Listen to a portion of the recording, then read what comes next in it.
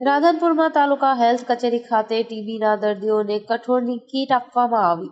પાટણ જિલ્લાના રાધનપુર તાલુકા હેલ્થ કચેરી ખાતે રાધનપુર તાલુકાના તમામ ટીબીના દર્દીઓને દાતાઓની મદદથી કઠોળ કીટનું વિતરણ કરવામાં આવ્યું હતું.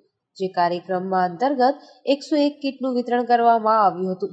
જે કીટ અશ્વિનભાઈ દાફડા તરફથી સૌથી વધુ કીટ દર્દીઓને આપવામાં આવી હતી. આ પ્રસંગે DTO doctor Devendrabhai Parmar, taluka health officer doctor Ketanbhai Thakkar, Ashwinbhai Dafda, chief operational manager IOCL રાધનપુરની ઉપસ્થિતિમાં પ્રોગ્રામ કરવામાં આવ્યો હતો.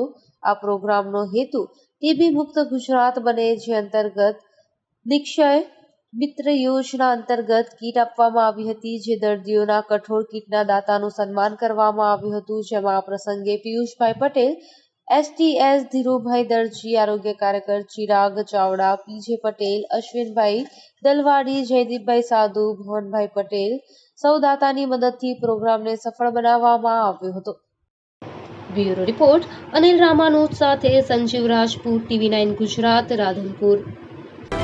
જોતા રહો TV9 ગુજરાત, નિર્ભય, નિષ્પક્ષ, નિરંતર.